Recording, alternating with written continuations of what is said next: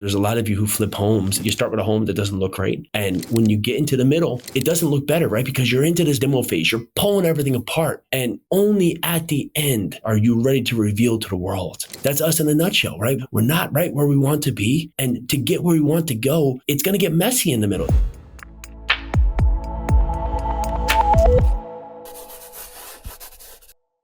If you're tired of not feeling fit, tired of just not having a focus, tired of just not having a life that you deserve, this is your place to be. I'm Jason Yarusi. This is the Live 100 podcast. Many times we don't realize the cost of staying the same, right? Because if we're not actually putting out money, putting out effort, putting out something, right, then we don't feel the lost cost of what hasn't been bestowed upon us.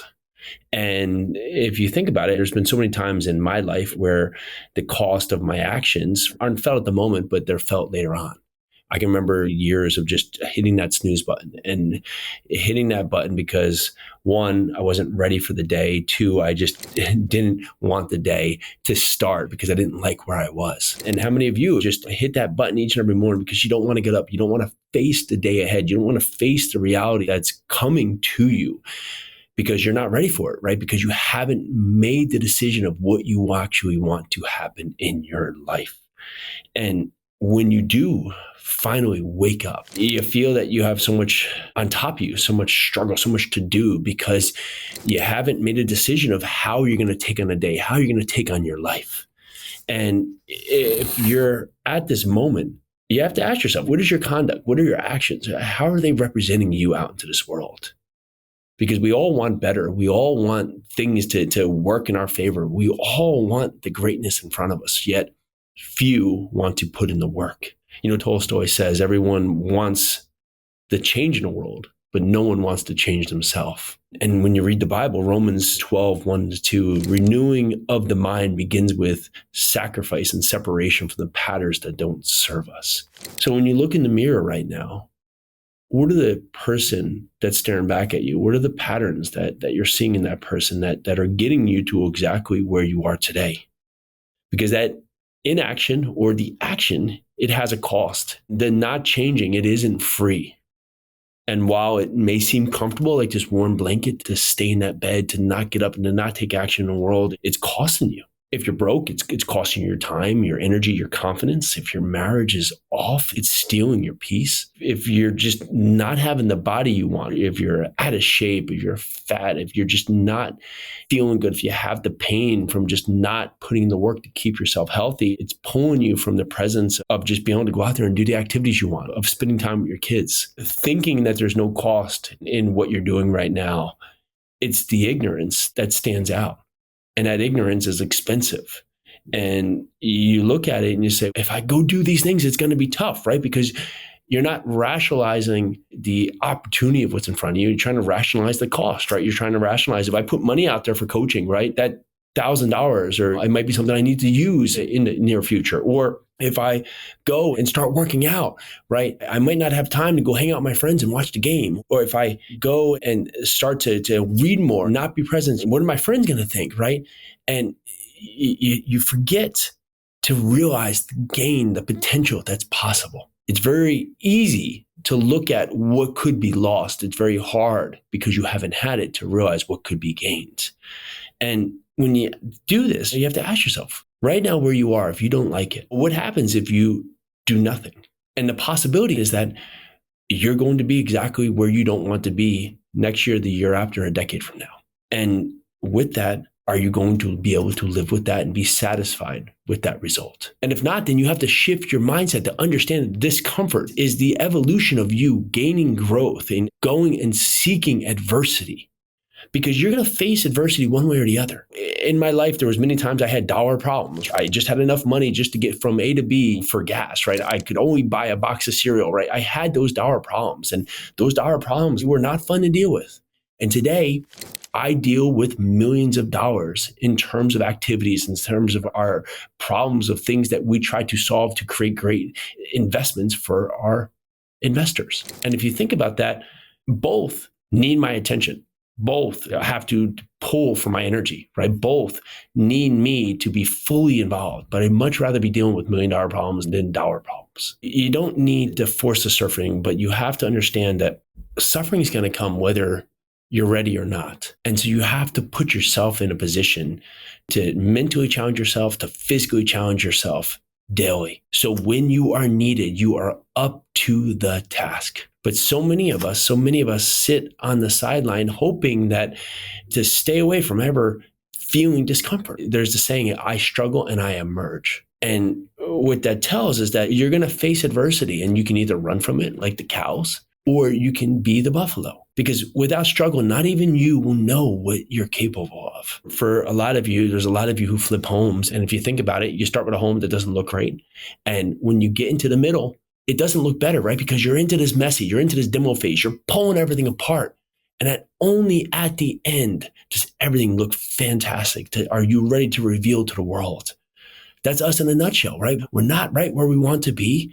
And to get where we want to go, it's going to get messy in the middle. It's got to get messy. It's got to get pulled apart. It's got to get changed, right? There's got to be this transformation. That's not the perfect evolution of where you want to be, but it has to get broken down to get put back together as the newer, the stronger you. When you lift weights, right, you break apart your muscles, right? Build them apart, you break them apart, and then they grow back stronger. Every part of this is us, is that we have to reframe our perception about how to feel when we're challenged. We can't run from the challenges. We have to think about this, that you have to bet on yourself. I like to say so many times is that we think that first step is like stepping off a 10-story building, when in fact it's just stepping off the curb. No one's that far ahead of you and no one's that far behind you. All you have to do is start believing in yourself. And when you do this, right, you realize that at any moment you might be down, but you're not out. It's your moment to shine in most accords, but you have to stand up and take on what's in front of you. Because what you're thinking about right now is that, oh, but if I do, what could happen? What could be the worst that happens? Because that's where your mind is. But if you ask someone, if studies show that if you were asked the question, what's more important, limiting negative thinking or improving and increasing positive thinking? And the study is that you have to reduce the negative thinking. Because even if you go and increase your thinking and positive energy tenfold, that bit of negative thinking still creeps in and still pulls you away from your dream. If you ever took a cup of black coffee and you put one little dot of just water in it, right, you see almost no change. And that black coffee, if that was the thought of just negativity, right, it was just a cup of negativity, and that little dot of water is your positivity, right, it almost has no effect on the black coffee. But if you take this glass of water and you just take a drop of dark coffee, right? You just take a black coffee and you put that into that cup of water, the entire cup of water is distorted. That's what happens with negativity. Negativity can come in and it can disrupt your entire thought process. It can take you completely off your game by just letting in that negativity. So your mind frame has to be to reframe your whole thinking patterns away from the negative into the positive.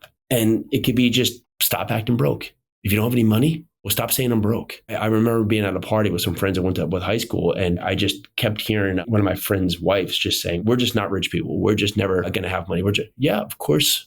With that thinking, you never will, because you've already told yourself the result. If you want a different result from what you have, you can't be telling yourself in your mind the result that you should have. You need to put in your mind what is possible and what you will have. Now, the journey to A to B, the journey from where you are to where you want to be, can that be determined? No, it can't. But if you tell yourself where you want to be and you keep active at that daily, it's going to show up, whether it be a year or 10 years, it's going to come in front of you. And the road for each of us is going to be different. The road for you, the road for me, the road for all of us in between is going to have a different path. It's going to have a different timeline to get there, but it will show up at some point if you keep the energy going. And that typically leads us into the commitment. The lack of commitment is everything that keeps you from your goals.